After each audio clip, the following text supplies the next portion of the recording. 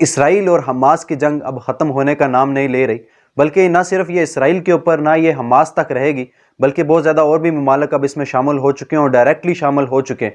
मैंने पहले भी बात की थी रूस के मतलब, चाइना के मतलब, लबनान के मतलब, यमन, ईरान, अमेरिका और बरतानिया भी अब इस जंग में टोटली बिल्कुल डायरेक्टली शामिल हो चुके हैं। हथियार हो रहे हैं, उनकी फ़ौजें आ रही हैं इसराइल के हक़ में, कुछ जो हैं वो फ़लस्तीन के हक़ में खड़े हैं। लेकिन इस सारे नक्शे को आज समझने की ज़रूरत है और आज मैप के ऊपर खुसूसन मैं बात करूंगा, क्योंकि मशरक़ मगरब की मैं बहुत ज़्यादा बात करता हूँ, लेकिन आज ये बात आपको समझानी बहुत ज़रूरी है। लेकिन उससे पहले 4 बहुत बड़ी ब्रेकिंग न्यूज़ें आज के हवाले से, क्योंकि अब से कुछ देर पहले अमेरिका और बरतानिया ने यमन के ऊपर एक बार फिर बहुत बड़ा अटैक कर दिए, एयर स्ट्राइक्स कर दिए। उनका क्या मकसद है, किस वजह से ये रिएक्शन सामने आया है, लेकिन उससे बढ़कर ये तो हम बात कर रहे हैं कि कौन से ममालिक हमला कर रहे हैं, किस जगह पर कितना नुकसान हुआ है। लेकिन सबसे बड़ा नुकसान इस टाइम जो पूरी दुनिया में हो रहा है वो गज़ा का हो रहा है, और गज़ा में मुकीम मुसलमानों का हो रहा है, उनके ऊपर जो उनका जो कत्लेआम हो रहा है। मैंने आज से 2-3 दिन पहले जो डिस्कस किया था वो फिगर 24,000 से ज़ायद जो है वो शहादतें वहाँ पर हो चुकी हैं,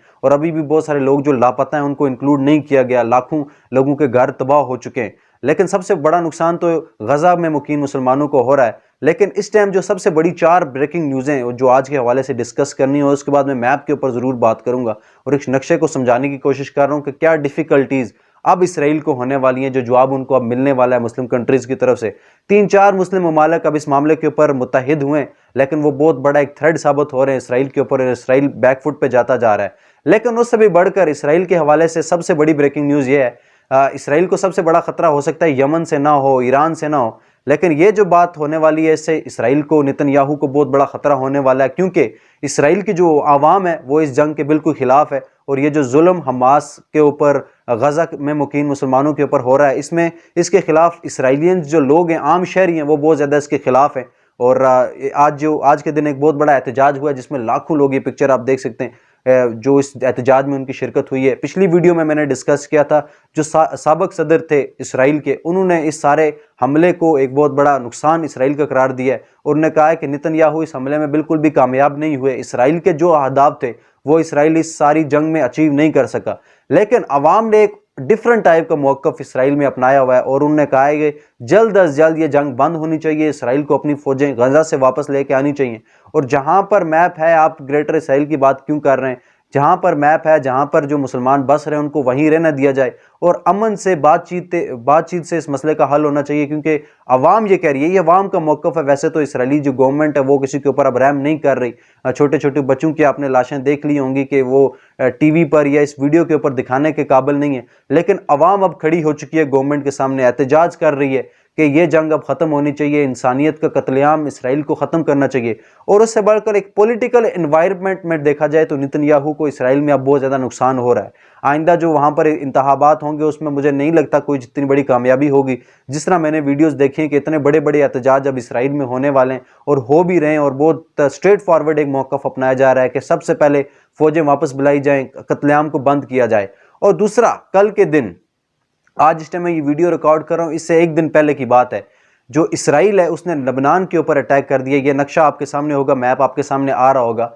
लबनान के पास ही हिजबुल्लाह की वो तंजीमें, उनके ठिकाने मौजूद है, और इसराइल ने वहाँ पर एयर स्ट्राइक्स, मिसाइल हमले किए हैं, और ये कहा है कि हमने बहुत ज़्यादा हिजबुल्लाह के जो ठिकाने हैं वो तबाह कर दिए। और अक़वाम मुत्तहिदा से इसराइल ने एक तो हमला भी किया, और दूसरा अक़वाम मुत्तहिदा से एक बड़ा मुतालबा कर दिया है कि 2006 में अक़वाम मुत्तहिदा की एक करारदाद थी 1701, उसके मुताबिक जो लितानी एक दरिया है जो लबनान में है, वो जो इसराइल की सरहद है उससे मिलता है, और उसके करीब कोई भी फ़ौजी मशकें, कोई भी फ़ौजी या अस्करी वो मशकें नहीं हो सकती, और वहाँ पर कोई भी हथियार और उसकी ज़ख़ीरा अंदोज़ी नहीं हो सकती, फ़ौज वहाँ पर तैनात नहीं हो सकती। ये अक़वाम मुत्तहिदा का 2006 में जो करारदाद नंबर 1701 थी उसमें ये मंजूर हुई थी, और उसके मुताबिक ये बात हुई थी। अब इसराइल ये कह रहा है कि इसराइल का दावा है कि यहाँ पर हिजबुल्लाह के बहुत ज़्यादा फ़ौजी ठिकाने मौजूद हैं, जिसको लबनान डायरेक्टली सपोर्ट कर रहा है, और वहाँ पर अब ये प्रॉपर एक हमले की तैयारी कर रहे हैं इसराइल के ऊपर। क्योंकि इससे पहले भी गालिबन रमज़ान का महीना था जब इसराइल के ऊपर अटैक किया था हिजबुल्लाह ने, लबनान ने अटैक किया था, और उसके बाद इसराइल ने भी दोबारा जो अभी एक तगड़ा अटैक किया था जो लबनान के ऊपर, लबनान का हिजबुल्लाह को बहुत ज़्यादा उस पर नुकसान भी हुआ था। लेकिन अब एक और थ्रेड और एक और बड़ा एक मौक़िफ़ इसराइल की तरफ से अपनाया जा रहा है कि इनको रोका जाए। और दूसरा इसराइली फ़ौजें, क्योंकि बहुत जगह उनको रुसवाई हो रही है, क्योंकि ईरान ने मुंह तोड़ जवाब दिया अमेरिका को भी, इसराइल को भी। यमन ने तो बिल्कुल इसराइल को पकड़ लिया है, शिकंजे में ले लिया है, क्योंकि ट्रेड का सारा रास्ता बंद कर दिया है। जो शिप्स आ रही हैं उनको टारगेट कर रही हैं। अमेरिका की शिप्स को पिछले दिनों निशाना बनाया, अमेरिका ने जो है मिसाइल अटैक भी किए।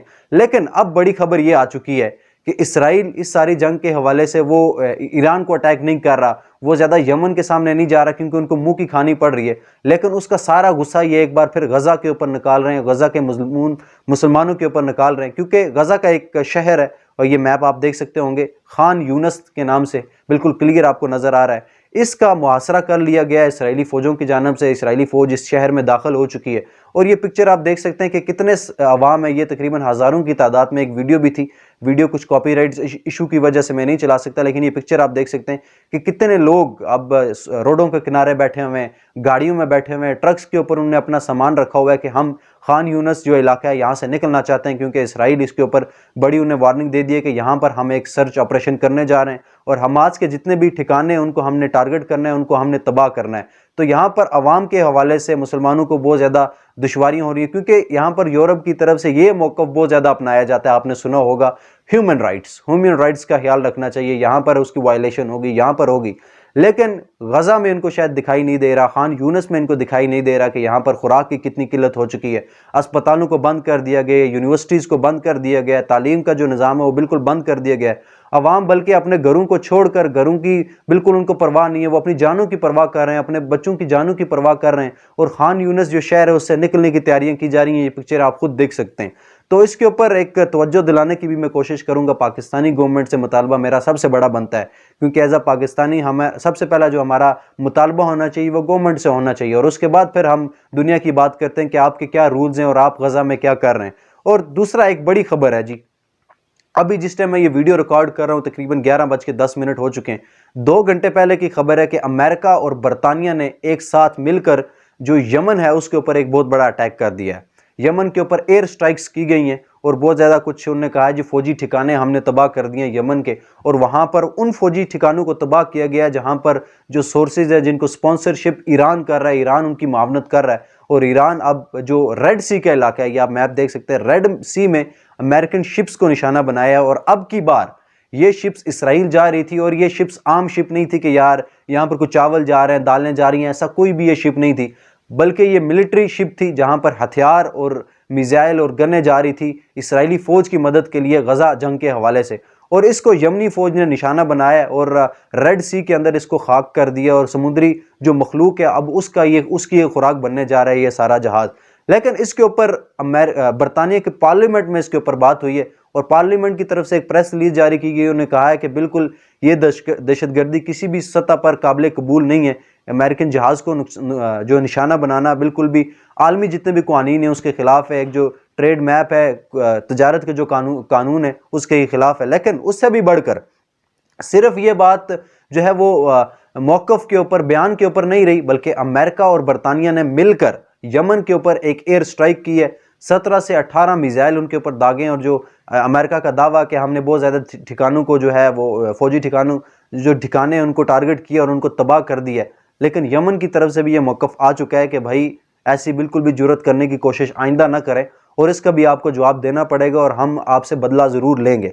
और यमन की गवर्नमेंट की तरफ से भी एक बहुत बड़ा बयान आ चुका है। उनकी तरफ से एक प्रेस रिलीज जारी की गई है, और उन्होंने कहा है कि गज़ा के ऊपर जो मज़ालिम ढाए जा रहे हैं ये उसी मज़ालिम का एक जवाबी हमला है, और उसी चीज़ का गुस्सा है जो हमने इन शिप को निशाना बना के अदा कर दिया है। क्योंकि यही शिप सामान लेकर, हथियार लेकर गज़ा जा रही हैं, और जहां पर मजलूम मुसलमानों का कत्लेआम किया जा रहा है। पिछली वीडियो में मैंने डिस्कस किया था कि यमन की पार्लियामेंट में एक अहम कानून पास किया गया है। गवर्नमेंट, ऑपोजिशन सारे लोग मुत्तहिद हो चुके हैं, और इसराइल, बरतानिया और अमेरिका के खिलाफ ये करारदाद मंजूर की गई है।